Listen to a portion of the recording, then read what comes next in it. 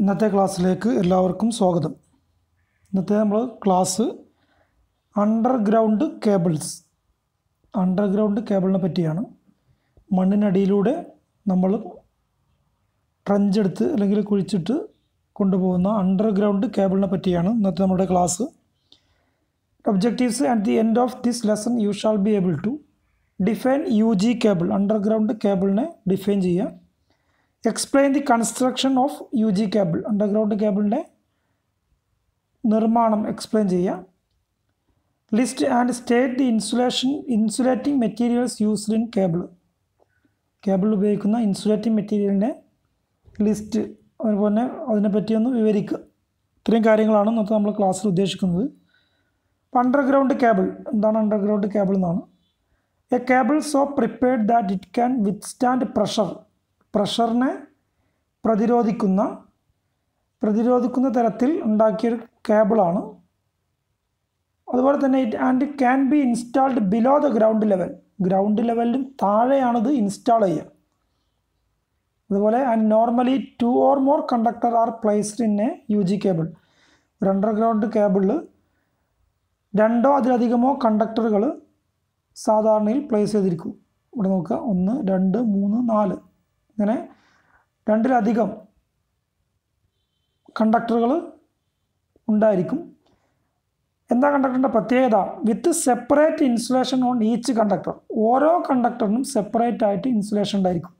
ഇവിടെ നോക്കുക, അത് ഓരോ കണ്ടക്ടറിനും സെപ്പറേറ്റ് ആയിട്ട് ഇൻസുലേഷൻ ഉണ്ട്. അപ്പോൾ എന്താണ് അണ്ടർഗ്രൗണ്ട് കേബിൾ എന്ന് പറഞ്ഞാൽ പ്രഷറിനെ പ്രതിരോധിക്കാൻ കഴിവുള്ളൊരു കേബിളാണ്. അത് നമ്മൾ ഇൻസ്റ്റാൾ ചെയ്യുന്നത് ഗ്രൗണ്ടിൻ്റെ താഴെയാണ്. അതുപോലെ തന്നെ ഒരു കേബിളിൽ 2 അതിലധികമോ കണ്ടക്ടറുകൾ ഉണ്ടായിരിക്കും. ആ ഓരോ കണ്ടക്ടറും സെപ്പറേറ്റ് ആയിട്ട് ഇൻസുലേറ്റ് ചെയ്തിരിക്കും. ഇനി ഇതിൻ്റെ type of cable to be used, നമുക്ക് ഉപയോഗിക്കുന്ന കേബിളിൻ്റെ ടൈപ്പ് നമ്മൾ ഡിപ്പെൻഡ് ചെയ്യുന്നത് വർക്കിംഗ് വോൾട്ടേജിനും നമ്മുടെ ആവശ്യം എന്താണോ അതിനനുസരിച്ചാണ്. വർക്കിംഗ് വോൾട്ടേജിനും അതുപോലെ തന്നെ ആവശ്യം എന്താണോ അതിനനുസരിച്ചാണ് നമ്മൾ ഏത് തരം കേബിൾ ഉപയോഗിക്കുന്നത് എന്നുള്ളത് ഡിപ്പെൻഡ് ചെയ്യണം. ഇനി എൻ്റെ അണ്ടർഗ്രൗണ്ട് കേബിളിൻ്റെ അഡ്വാൻറ്റേജാണ് പറയുന്നത്. Less chance to damage through storms or lightning. ഇത് പിന്നെ മിന്നൽ, അതേപോലെ തന്നെ കാറ്റ്, ഇങ്ങനെ ഉള്ള കാരണങ്ങൾ കൊണ്ടുള്ള ഡാമേജ് ഉണ്ടാവാനുള്ള ചാൻസ് വളരെ കുറവാണ്. അതുപോലെ തന്നെ ലോ മെയിൻ്റനൻസ് കോസ്റ്റ് വളരെ കുറവാണ്. കാരണം താഴെ കൂടെ ആയതിനാൽ പെട്ടെന്ന് എന്തെങ്കിലും പ്രശ്നങ്ങൾ കൊണ്ട് പെട്ടെന്ന് കുഴപ്പങ്ങളൊന്നും സാധാരണയിൽ വരില്ല. അതുകൊണ്ട് തന്നെ മെയിൻ്റനൻസ് കോസ്റ്റ് കുറവാണ്. ലെസ് ചാൻസ് ഓഫ് ഫാൾട്ട് വരാനുള്ള ചാൻസും കുറവാണ്. പിന്നെ not affected by manmade problem, നമ്മുടെ മനുഷ്യരുണ്ടാക്കുന്ന പ്രോബ്ലങ്ങളിൽ കൂടുതലായിട്ട് അഫക്റ്റ് ചെയ്യില്ല. അതിൻ്റെ കാരണം എന്താ? ഇത് ഗ്രൗണ്ടിൻ്റെ അടിയിലായതുകൊണ്ട് ഒരു മരം മുറിക്കുമ്പോൾ മരത്തിലേക്ക് വീഴുക, എന്തെങ്കിലും പ്രശ്നങ്ങൾ എന്താണ് മനുഷ്യരുണ്ടാക്കുന്ന പ്രശ്നങ്ങളിൽ നിന്നും ലൈക്ക് സബോട്ടേജ്, സ്ട്രൈക്ക്, നമ്മളെന്ത് ചെയ്യുക ഇതിലേക്ക് നേരിട്ട് നമ്മൾ പെട്ടെന്ന് നശിപ്പിക്കാൻ പറ്റില്ല. കാരണം എന്താണ്? താഴെയാണ്, ഗ്രൗണ്ടിന് താഴെയാണുള്ളത്. നമുക്ക് നശിപ്പിക്കണ അതിൽ വേറെ. അതേപോലെ തന്നെ പെട്ടെന്ന് സ്ട്രൈക്ക് ചെയ്യാൻ അങ്ങനെയൊന്നും പറ്റാത്തതുകൊണ്ട് മാൻമെയ്ഡ് പ്രോബ്ലങ്ങൾ കുറവാണ്. പിന്നെ voltage regulation in UG cable system is much better. Underground കേബിളിൻ്റെ സിസ്റ്റത്തിൻ്റെ വോൾട്ടേജ് റെഗുലേഷൻ ബെറ്ററാണ്.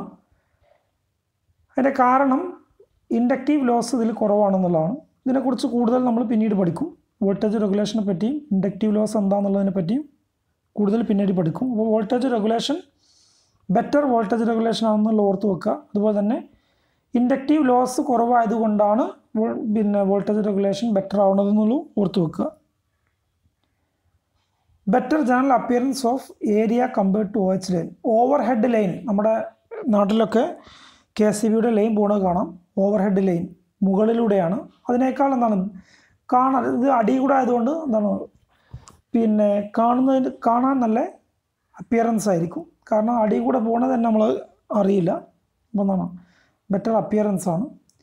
ഇനി അതിൻ്റെ ഡിസഡ്വാൻറ്റേജ്, അണ്ടർഗ്രൗണ്ട് കേബിളിൻ്റെ അല്ലെങ്കിൽ അണ്ടർഗ്രൗണ്ട് സിസ്റ്റത്തിൻ്റെ ഡിസഡ്വാൻറ്റേജ് ആണ് പറയുന്നത്. മേജർ ഡ്രോബാക്ക് അല്ലെങ്കിൽ disadvantage are initial cost of UG cable system is heavy.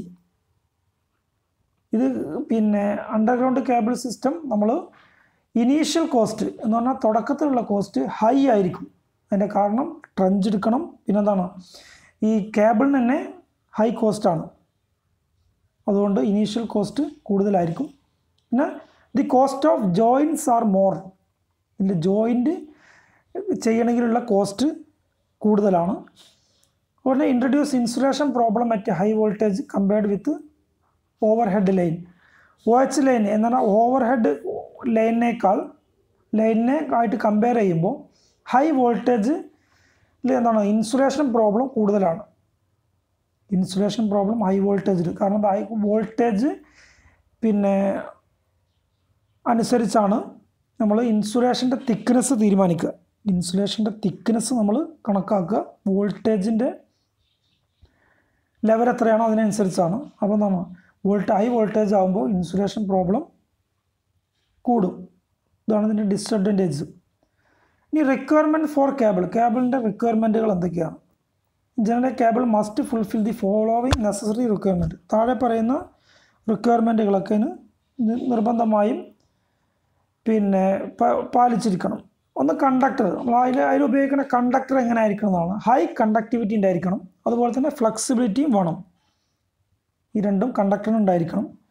ഇനി കണ്ടക്ടറിൻ്റെ സൈസ് നമ്മൾ തീരുമാനിക്കുക. Carry load current without over heating. എത്രയാണോ ലോഡ് കറണ്ട് അത് ഓവർ ഹീറ്റിംഗ് ഇല്ലാതെ അതിലൂടെ കടത്തി വിടാൻ പറ്റണം. അങ്ങനത്തെ കണ്ടക്ടറാണ് നമ്മൾ സെലക്ട് ചെയ്യേണ്ടത്. കണ്ടക്ടറിൻ്റെ സൈസ് സെലക്ട് ചെയ്യുമ്പോൾ ലോഡ് കറണ്ട് ഓവർ ഹീറ്റിംഗ് ഇല്ലാതെ പിന്നെ വഹിക്കാൻ പറ്റുന്ന കണ്ടക്ടറായിരിക്കണം നമ്മൾ സെലക്ട് ചെയ്യുന്നത്. പിന്നെ ഞാൻ ഇതിപ്പോൾ പറഞ്ഞു എന്താണ് തിക്നെസ് ഓഫ് ഇൻസുലേഷൻ. അതിൻ്റെ മുകളിലുള്ള ഇൻസുലേഷൻ്റെ തിക്നെസ് തീരുമാനിക്കുന്നത് depend the voltage for which it is designed. ഏത് തരം വോൾട്ടേജിനാണ്, ലോ വോൾട്ടേജ് ആണോ ഹൈ വോൾട്ടേജ് ആണോ എങ്ങനത്തെ വോൾട്ടേജിനാണ് നമ്മളത് ഉണ്ടാക്കുന്നത് എന്നുള്ളതിനനുസരിച്ചാണ് തിക്നെസ്, ഇൻസുലേഷൻ്റെ തിക്നെസ് തീരുമാനിക്കുന്നത് വോൾട്ടേജ് ആണെന്നുള്ളത് ഓർത്ത് വെക്കുക. കണ്ടക്ടറിൻ്റെ സൈസ് തീരുമാനിക്കുന്നതോ ലോഡ് കറണ്ടാണ്. കണ്ടക്ടറിൻ്റെ സൈസ് തീരുമാനിക്കുക ലോഡ് കറണ്ടാണ്. ഇൻസുലേഷൻ്റെ തിക്നെസ് തീരുമാനിക്കുക അതിലൂടെ ഒഴുകുന്ന വോൾട്ടേജ് ആണെന്നുള്ളത് എപ്പോഴും നമ്മുടെ ഇലക്ട്രിക്കൽ ഇതിൽ എപ്പോഴും ഓർത്ത് വെക്കേണ്ട കാര്യമാണ്. അവർ അതിലുപയോഗിക്കുന്ന കണ്ടക്ടറിൻ്റെ സൈസ് ലോഡ് കറണ്ടിനാണ് പിന്നെ ഓവർ ഹീറ്റിംഗ് ഇല്ലാതെ ലോഡ് കറണ്ട് കടത്തി വിടാൻ പറ്റിയ രീതിയിലാണ്. അപ്പോൾ ലോഡ് കറണ്ടിനെയാണ് കണ്ടക്ടറിൻ്റെ സൈസ് ഡിപ്പെൻഡ് ചെയ്യുന്നത്. ഇൻസുലേഷൻ്റെ തിക്നെസ് ഡിപ്പെൻഡ് ചെയ്യുന്നത് അതിലൂടെ ഒഴുകുന്ന വോൾട്ടേജിൻ്റെ എത്രയാണ്, ഇത്ര വോൾട്ടേജ് ആണെന്നുള്ളതനുസരിച്ചാണ്. പിന്നുള്ളത് പ്രൊവൈഡ് മെക്കാനിക്കൽ പ്രൊട്ടക്ഷൻ. താഴെ കൂടെയാണ് നമ്മൾ പിന്നെ മണ്ണിനടിയിലൂടെയാണ്, അപ്പോൾ കാണില്ല. അപ്പോൾ നമ്മളെന്തെങ്കിലും പിന്നെ പണികളെടുക്കുമ്പോൾ പെട്ടെന്ന് എന്ത് ചെയ്യുക, നമ്മളൊരു പിക്കാസ് കൊണ്ട് കളക്കുക ഉദാഹരണത്തിന്, അല്ലെങ്കിൽ പിന്നെ മഴ ഉപയോഗിച്ച് കിളക്കുന്ന സമയത്ത് അതിനിപ്പോൾ പിന്നെ ഈ കേബിളിൽ പറ്റിയാലും എന്തുണ്ടാവില്ല, മെക്കാനിക്കൽ പ്രൊട്ടക്ഷൻ, അതിന് ഒരു പ്രൊട്ടക്ഷൻ നമ്മൾ കൊടുക്കണം. അതുപോലെ തന്നെ കെമിക്കൽ ആൻഡ് ഫിസിക്കൽ സ്റ്റെബിലിറ്റി, കെമിക്കലായിട്ടും ഫിസിക്കലായിട്ടും സ്റ്റേബിളായിരിക്കണം. കെമിക്കൽ കോമ്പൗണ്ടുകൾ കൊണ്ട് പെട്ടെന്ന് ഇതാക്കാൻ പാടില്ല. അതുപോലെ തന്നെ ഫിസിക്കൽ സ്റ്റെബിലിറ്റി ഉണ്ടായിരിക്കണം. ഇത്രയാണ് റിക്വയർമെൻറ്റുകൾ. ഇനി general construction of UG cable, ഇത് നിർബന്ധമായിട്ടും നമ്മൾ പഠിച്ചിരിക്കേണ്ടതാണ്. എക്സാമിന് ചോദിക്കാൻ സാധ്യതയുള്ളതാണ്. ഇതിലേതെങ്കിലും ഇതിൻ്റെ കൺസ്ട്രക്ഷൻ എങ്ങനെയാണെന്നുള്ളത് അതെന്താണ് ഇതിൽ ഓരോന്നായിട്ട് പറയുന്നുണ്ട്. ഇതിലെന്താണ് ഫസ്റ്റായിട്ട് കണ്ടക്ടർ, ഇതാണ് കണ്ടക്ടർ. ഇപ്പോൾ OH line, over head line ആണെങ്കിൽ ഈ കണ്ടക്ടർ മാത്രമേ ഉണ്ടാവുള്ളൂ, അതിൻ്റെ മുകളിലൊരു ഇൻസുലേഷൻ പോലും ഉണ്ടാവില്ല. അപ്പോൾ എന്താണ് ഇവിടെ നമ്മൾ നേരത്തെ പറഞ്ഞു അണ്ടർഗ്രൗണ്ട് കേബിളിന് വില കൂടുതലാണ്.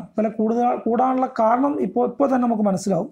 കാരണം എന്താണ് ഓവർ ഹെഡ് ലൈനാണെങ്കിൽ കണ്ടക്ടർ മാത്രമേ ഉണ്ടാവുള്ളൂ, അതിൻ്റെ മുകളിൽ ചെറിയൊരു ഇൻസുലേഷൻ പോലും ഉണ്ടാവില്ല. നമ്മൾ ബെയർ കണ്ടക്ടറാണ് നമ്മൾ ഓവർ ഹെഡ് ലൈനിൽ അധികവും ഉപയോഗിക്കുന്നത്. അപ്പോൾ എന്താണ് ഇത് ഇവിടെ നോക്കുക, ആദ്യം കണ്ടക്ടർ ഉണ്ട്, പിന്നെ ഇൻസുലേഷൻ ഉണ്ട്. അത് പേപ്പറാണോ എന്തായാലും ഇൻസുലേഷനാണ് അടുത്തത്. ആദ്യം കണ്ടക്ടർ, അതിൻ്റെ മുകളിൽ ഓരോ കണ്ടക്ടറിനും പിന്നെ സെപ്പറേറ്റ് ആയിട്ട് ഇൻസുലേറ്റ് ചെയ്യും നമ്മൾ പറഞ്ഞു. ഇപ്പോൾ ഒരു ഇൻസുലേഷൻ ഉണ്ട്. പിന്നെ ലെഡ് ഷീത്ത്, ഇതിൻ്റെ മുകളിലൊരു പിന്നെ ലെഡ് ഷീത്ത്, ലെഡിൻ്റെ ഒരു പാളി. പിന്നെ അടുത്ത ബെഡിങ് എന്താണെന്നുള്ളത്, ഈ ബെഡിങ് എന്താണ്, അല്ലെങ്കിൽ എന്തിനാണ് ഉപയോഗിക്കുന്നത്, ലെഡ് ഷീറ്റ് എന്തിനാണ് ഉപയോഗിക്കുന്നത് എന്നൊക്കെ ചോദ്യങ്ങൾ വരാം. പിന്നെ ബെഡിങ് ആണ്, പിന്നെ ആർമറിങ്, പിന്നെ സെർവിങ്. ഇങ്ങനെ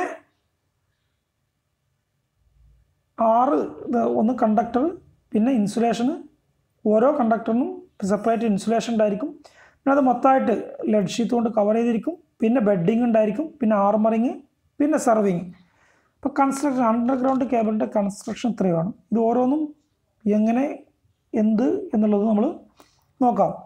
ദി വേരിയസ് പാർട്സ് ആർ, ഒന്നാമത്തത് കോർ ഓർ കണ്ടക്ടർ. കോറ് അല്ലെങ്കിൽ കണ്ടക്ടർ, ഇതാണ് കോറ് അല്ലെങ്കിൽ കണ്ടക്ടർ. അതാണ് cable may have 1 or more than 1 conductor. ഒന്നോ അല്ലെങ്കിൽ അതിലധികമോ കണ്ടക്ടർ ഉണ്ടായിരിക്കും. കോറ് അല്ലെങ്കിൽ കോർ എന്ന പേര് പറയും. Depending upon the type of service for which it is intended. നമുക്ക് എന്ത് തരം സർവീസാണ്, നമുക്ക് 3 phase ആണോ, സിംഗിൾ ഫേസ് ആണോ, അല്ലെങ്കിൽ എന്താണോ നമ്മുടെ ആവശ്യം, അതിനനുസരിച്ച് എന്ത് ചെയ്യും, ഇതിൻ്റെ കണ്ടക്ടർ ഒന്നോ അതിലധികമോ ഉണ്ടായിരിക്കും. പിന്നെ ഈ കണ്ടക്ടറുകൾ നിർമ്മിച്ചിരിക്കുന്നത് കോപ്പർ ആണെങ്കിൽ ടിൻഡ് കോപ്പർ ആയിരിക്കും. ടിൻഡ് കോപ്പർ എന്താണ്, കോപ്പറിൻ്റെ മുകളിൽ ടിന്ന് പൂശിയിരിക്കും. ടിൻഡ് കോപ്പർ ആയിരിക്കും ഉണ്ടാവുക. അത് മുകളിൽ പെട്ടെന്ന് ക്ലാവ് വരാതിരിക്കാനാണ്. ഓർ അലൂമിനിയം, അല്ലെങ്കിൽ അലൂമിനിയോ കോപ്പറോ ആയിരിക്കും കണ്ടക്ടർ. കോപ്പർ ആണെങ്കിൽ ടിൻഡ് കോപ്പർ ആയിരിക്കും. കോപ്പറിൻ്റെ മുകളിൽ ടിന്ന് പൂശിയിരിക്കും. പിന്നെ എന്താണ്, ഇത് സാധാരണയിൽ സ്ട്രാൻഡഡ് കണ്ടക്ടർ ആയിരിക്കും. അത് നമ്മൾ പഠിച്ചതാണ് അല്ലെ. സോളിഡ് കണ്ടക്ടറും സ്ട്രാൻഡഡ് കണ്ടക്ടറും. സോളിഡ് എന്ന് പറഞ്ഞാൽ ഒറ്റ കണ്ടക്ടർ ആയിരിക്കും ഉണ്ടാവുക അതിൻ്റെ ഉള്ളിൽ. സ്ട്രാൻഡഡ് എന്ന് പറഞ്ഞാൽ ഒരു കേബിളിൻ്റെ ഉള്ളിൽ തന്നെ കുറേ കണ്ടക്ടറുകൾ, നമ്മൾ സാധാ വയറുകളൊക്കെ നമ്മൾ സ്ട്രാൻഡഡ് കണ്ടക്ടറുകളാണ്. അപ്പോൾ സ്റ്റാൻഡേർഡ് കണ്ടക്ടർ ആയിരിക്കും സാധാരണയിൽ ഉണ്ടാവുക. അതിൻ്റെ സ്റ്റാൻഡേർഡ് ആക്കാനുള്ള കാരണം അന്നേ നമ്മൾ പഠിച്ചതാണ്. ഒന്ന് ഫ്ലെക്സിബിലിറ്റി കൂട്ടാൻ, പിന്നെ സ്കിൻ എഫക്റ്റ് കുറക്കാൻ എന്നൊക്കെ നമ്മൾ പറഞ്ഞതാണ്.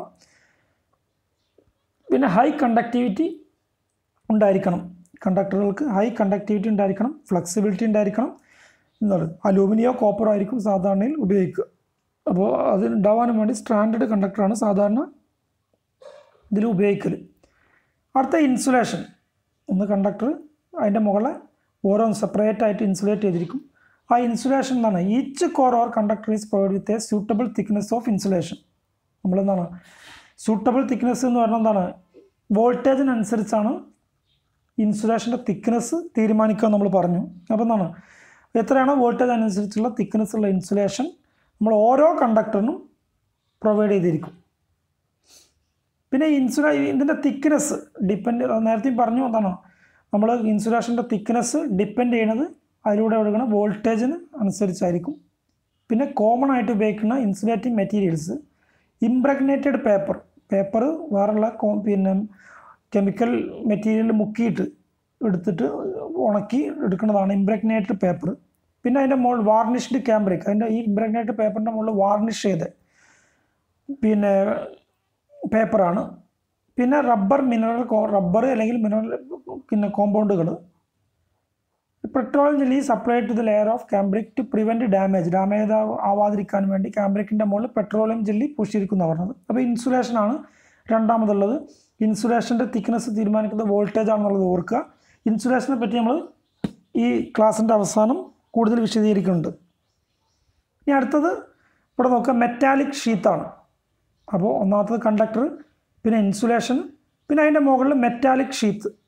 എന്താണ് മെറ്റാലിക് ഷീത്ത്, എന്തിനാണ് ഉപയോഗിക്കുന്നത്? To protect the cable from moisture, ഈർപ്പത്തിൽ നിന്നും കേബിളിനെ പ്രൊട്ടക്റ്റ് ചെയ്യാൻ.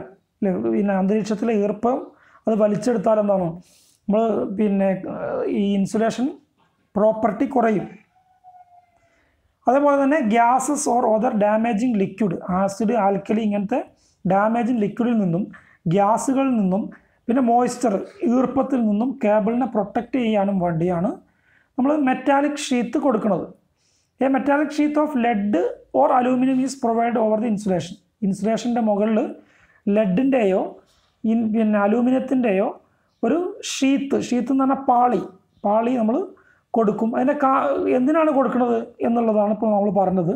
എന്താണ്, നമ്മൾ അറ്റ്മോസ്ഫിയറിലോ അന്തരീക്ഷത്തിലോ അല്ലെങ്കിൽ മണ്ണിലോ ഉള്ള ആസിഡ്, ആൽക്കലി, അതേപോലെ തന്നെ എന്താണ് ഡാമേജിങ് ലിക്വിഡ്സ്, അതുപോലുള്ള ഡാമേജിങ് ലിക്വിഡ്സ് അല്ലെങ്കിൽ ഗ്യാസുകൾ അല്ലെങ്കിൽ ഈർപ്പം ഇങ്ങനത്തെ സാധനങ്ങളൊന്നും ഈ കേബിളിനെ പ്രൊട്ടക്റ്റ് ചെയ്യാനും വേണ്ടിയാണ് നമ്മൾ ലെഡ് ഷീത്ത് ഈ ഷീത്ത് മെറ്റാലിക് ഷീത്ത് ഉപയോഗിക്കുന്നത്. ഇനി ഏറ്റവും കൂടുതലായിട്ട് എന്താണ് അലൂമിനിയത്തിൻ്റെയോ അല്ലെങ്കിൽ ലെഡിൻ്റെയോ ഷീത്താണ് ഉപയോഗിക്കുക നമ്മൾ പറഞ്ഞു. പക്ഷേ എന്താണ് ഇത് മെറ്റാലിക് ഷീത്ത് സാധാരണയായിട്ട് ഉപയോഗിക്കുന്ന മെറ്റാലിക് ഷീത്ത് എന്ന് പറഞ്ഞാൽ ലെഡ് അല്ലെങ്കിൽ ലെഡ് അലോയ് ആയിരിക്കും ഉപയോഗിക്കുക. അതുകൊണ്ടാണ് ഇവിടെ ലെഡ് ഷീത്ത് എന്ന് പറയാൻ കാരണം. ലെഡ് അല്ലെങ്കിൽ ലെഡിൻ്റെ അലോയും ആയിരിക്കും ഇതിൽ ഉപയോഗിക്കുക. അപ്പോൾ എന്താണ് കണ്ടക്ടർ, ഇൻസുലേഷൻ, ലെഡ് ഷീത്ത് എന്തിനാണ് ഉപയോഗിക്കണമെന്ന് ചോദിച്ചാൽ എന്താണ് മോയ്സ്ചറിന് പിന്നെ അന്തരീക്ഷത്തിലുള്ള മോയ്സ്ചർ, ഗ്യാസ് അതുപോലെ തന്നെ പിന്നെ ഡാമേജ് ലിക്വിഡ്സിൽ നിന്നും കേബിളിനെ പ്രൊട്ടക്റ്റ് ചെയ്യാനാണ്.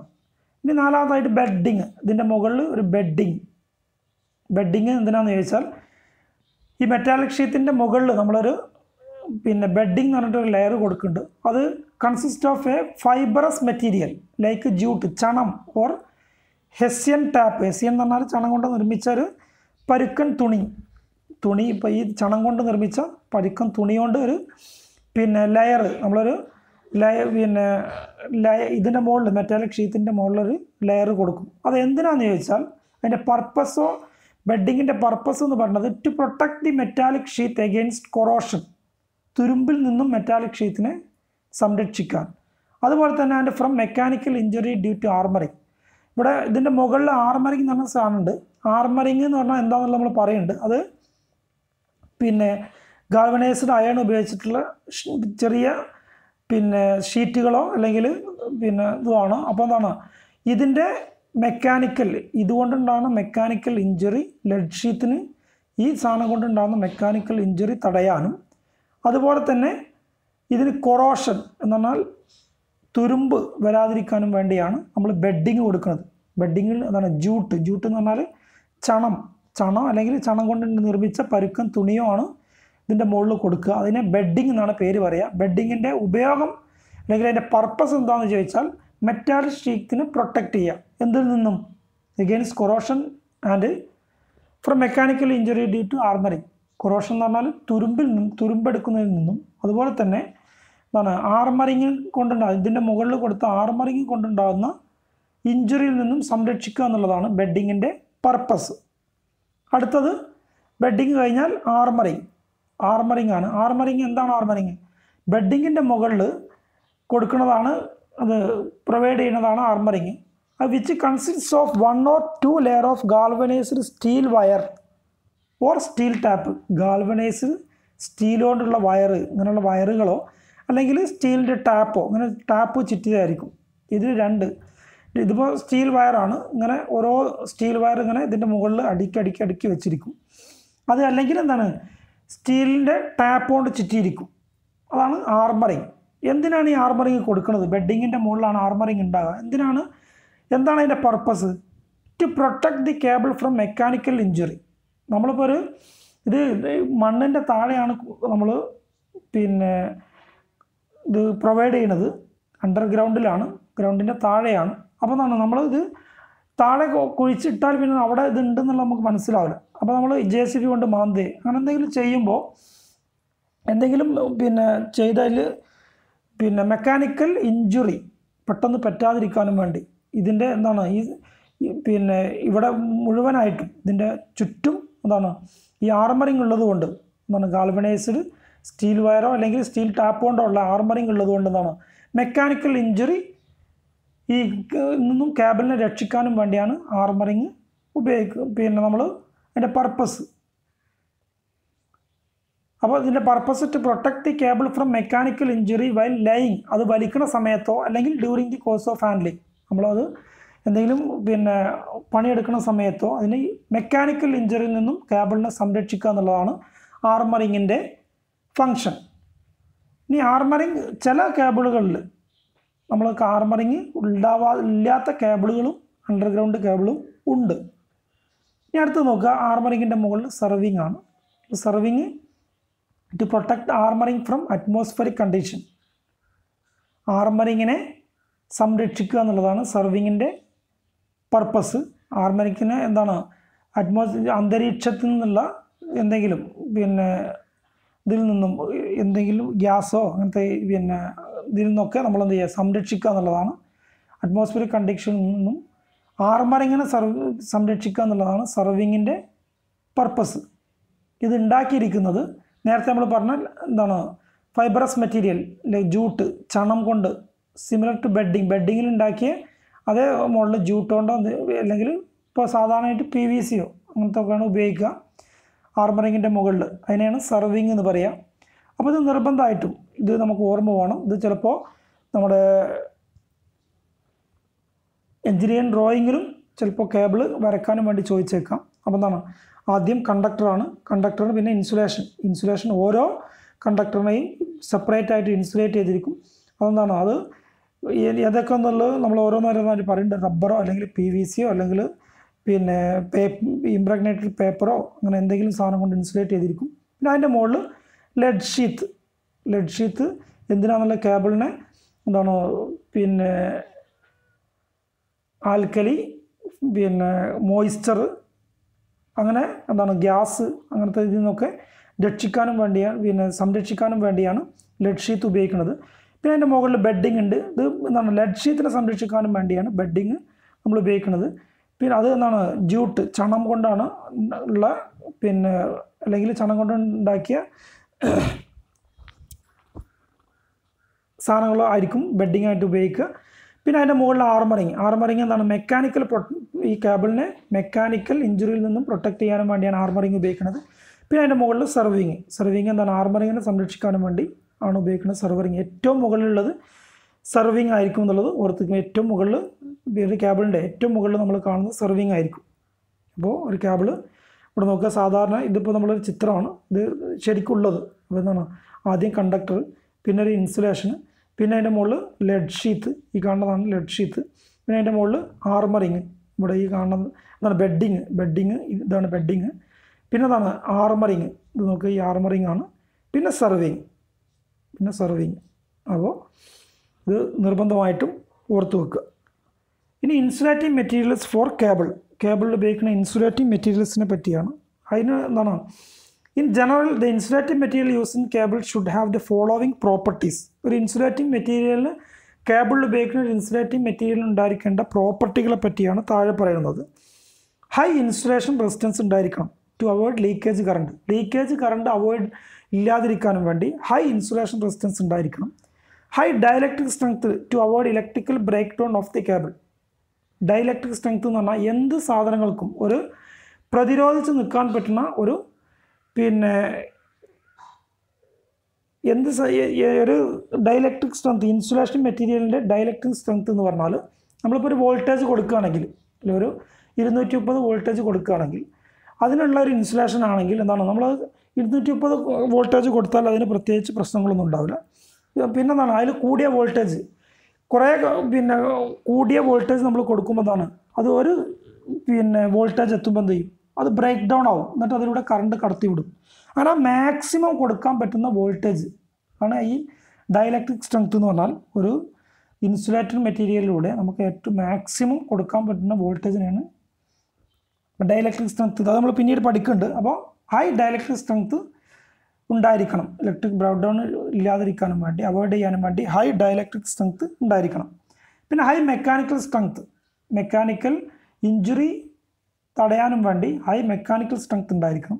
അതുപോലെ തന്നെ നോൺ ഹൈഗ്രോസ്കോപ്പിക് നമ്മൾ നേരത്തെ പറഞ്ഞു എന്താണ് മോയ്സ്ചറിനെ അബ്സോർബ് എയറിൽ നിന്നോ അല്ലെങ്കിൽ മണ്ണിൽ നിന്നോ എന്താണ് ഈർപ്പം വലിച്ചെടുക്കാൻ പാടില്ല. അപ്പോൾ നോൺ ഹൈഗ്രോസ്കോപ്പിക് എന്ന് പറഞ്ഞാൽ ഇറ്റ് ഷുഡ് നോട്ട് ബി ഈ ഇൻസുലേറ്റിംഗ് മെറ്റീരിയൽ എന്തായിരിക്കണം പിന്നെ മോയ്സ്ചറിനെ വലിച്ചെടുക്കാത്ത അബ്സോർബ് ചെയ്യാത്ത സാധനങ്ങളായിരിക്കണം. ഇങ്ങനെ മോയ്സ്ചർ വലിച്ചെടുത്താനുള്ള കുഴപ്പം എന്താണ് to decrease the insulation resistance കുറയും. ആൻഡ് കേബിൾ ബ്രേക്ക് ഡൗൺ ആണുള്ള സാധ്യത കൂടുതലാണ്. പിന്നെ നോൺ ഇൻഫ്ലേമബിൾ പെട്ടെന്ന് കത്തിപ്പിടിക്കാൻ പാടില്ല.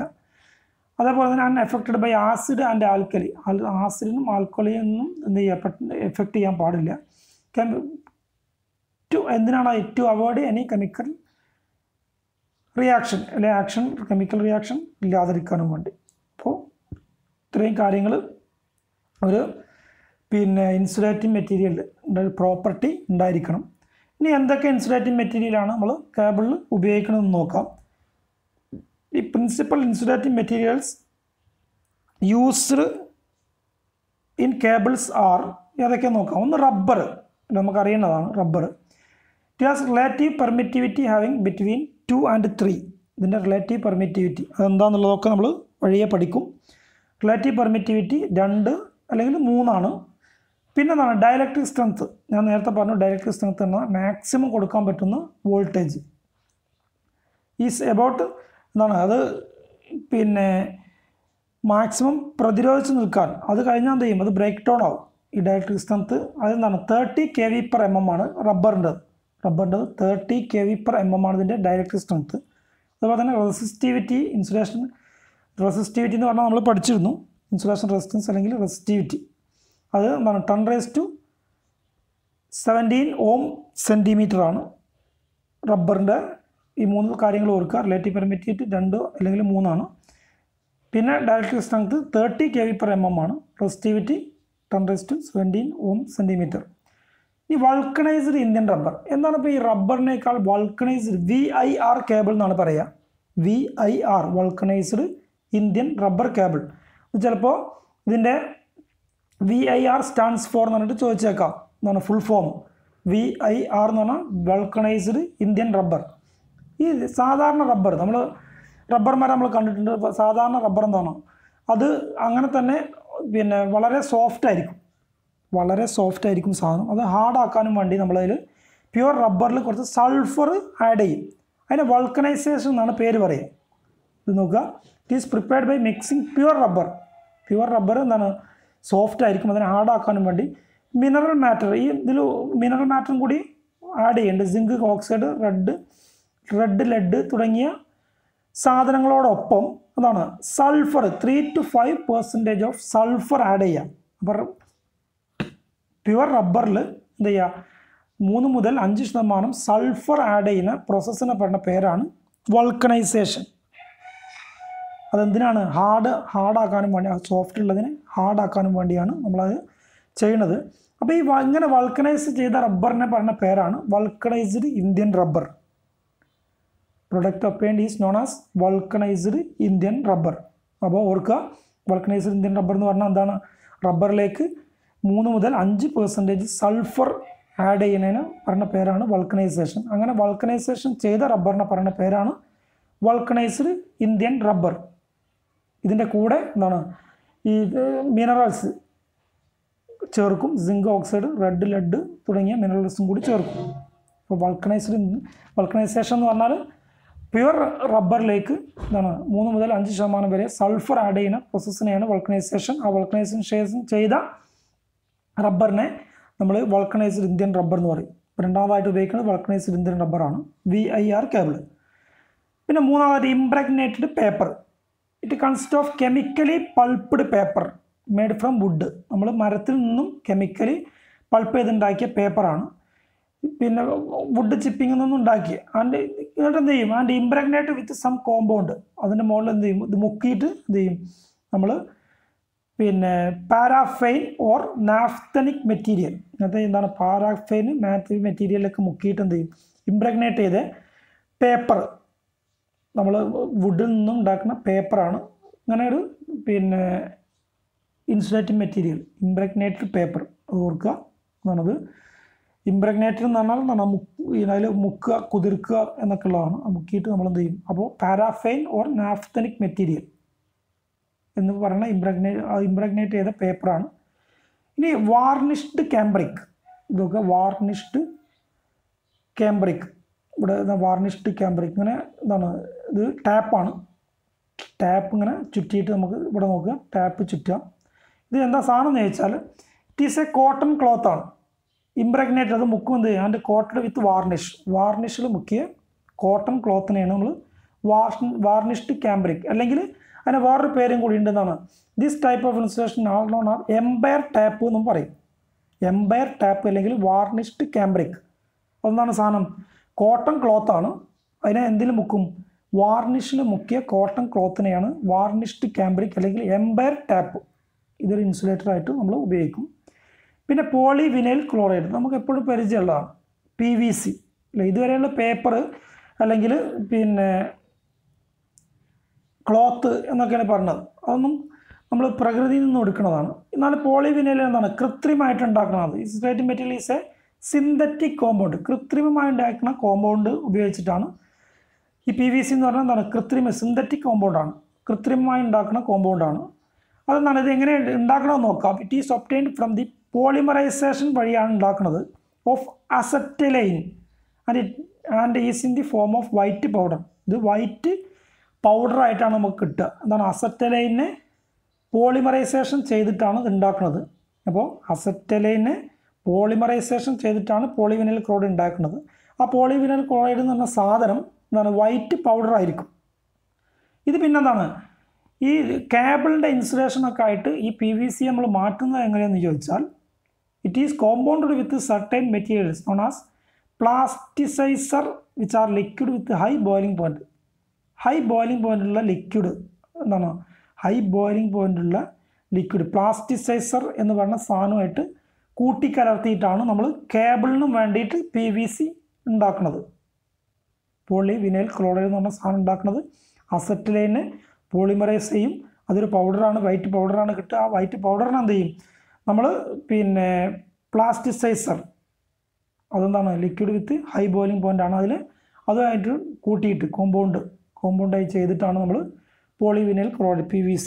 അപ്പോൾ ഇത്രയും പിന്നെ ഇൻസുലേഷൻ മെറ്റീരിയൽ, ഇപ്പോൾ റബ്ബർ, പിന്നെ എന്താണ് നമ്മൾ ഇംപ്രഗ്നേറ്റഡ് പേപ്പർ, പിന്നെ വാർണിഷ്ഡ് കാംബ്രിക്, പിന്നെ ഇപ്പോൾ പറഞ്ഞതും എന്താണ്? PVC polyvinyl chloride.